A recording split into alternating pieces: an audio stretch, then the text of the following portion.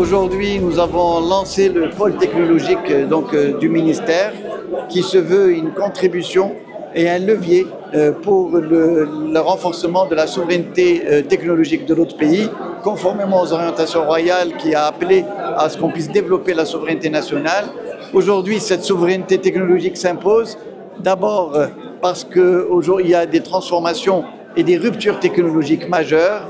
Ensuite, parce que nous sommes en pleine transition, la transition énergétique, la transition numérique, la transition hydrique, dans lequel le Maroc s'inscrit et on doit être au diapason et on doit être capable de répondre à ces transitions. Et troisièmement, qui est l'axe également fondamental, c'est qu'aujourd'hui, nous avons besoin d'avoir l'autonomie pour développer nos propres technologies, pour répondre à nos besoins, mais aussi d'avoir la capacité de choisir les technologies les plus adaptées à notre pays. Et aujourd'hui, à travers ce pôle technologique, nous avons mis au centre de ce pôle la ressource humaine, qui est le capital humain, qui est le cœur de toute cette transformation technologique à travers l'école Hassaniya des travaux publics que nous avons lancé dans le cadre de ce challenge qui vise essentiellement à être dans le cadre de faciliter la veille technologique à travers le réseau d'universités, mais également de centres de recherche dans lequel il va y avoir des liens solides avec cette école. On va avoir aussi la double diplomation.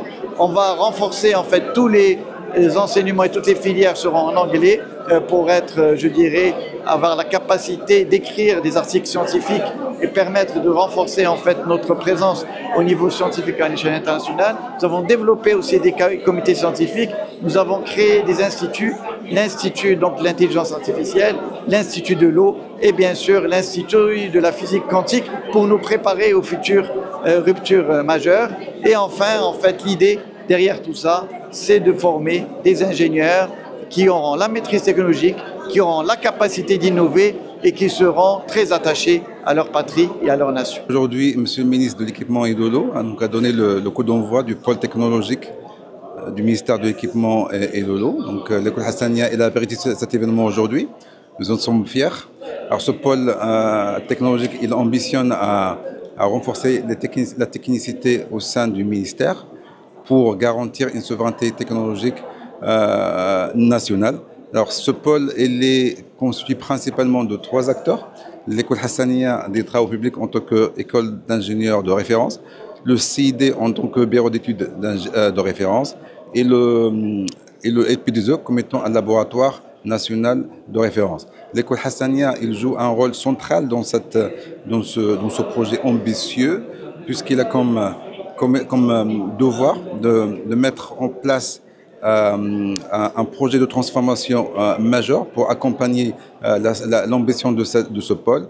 Alors pour cela, il y a 5 axes à peu près qui sont identifiés. Donc il y a un axe qui est dédié à la transformation pédagogique de l'école en proposant une nouvelle offre de filière, une offre de filière qui est alignée aux standards internationaux, puisqu'aujourd'hui nous ambitionnons de nous aligner avec les grandes universités au niveau international, que ce soit aux États-Unis, au Canada, en Australie, en Europe ou ailleurs.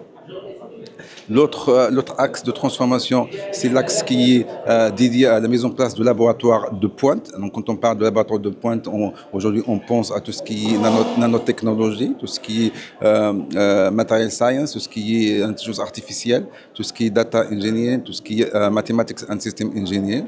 L'autre axe aussi qui est de mettre en place une recherche appliquée performante au service des besoins de notre pays et aux besoins de notre continent. L'autre aspect aussi qui est aujourd'hui fondamental pour nous, pour qu'on puisse supporter et appuyer cette ambition de l'école, c'est la mise à niveau du campus de l'école Hassaniya. Le campus actuel, il date de 1971. L'année dernière, la même période, nous avons réhabilité 4 bâtiments d'hébergement. Aujourd'hui, nous lançons un chantier d'envergure. Ce chantier, il comporte la construction de 6 bâtiments d'hébergement d'une capacité à peu près de 640 chambres, la mise en place d'une tour scientifique, à peu près sur 15 étages. cette tour elle intégrerait des laboratoires de pointe, une bibliothèque de haut niveau, un incubateur, des salles de cours, des salles de professeurs, une bibliothèque, etc.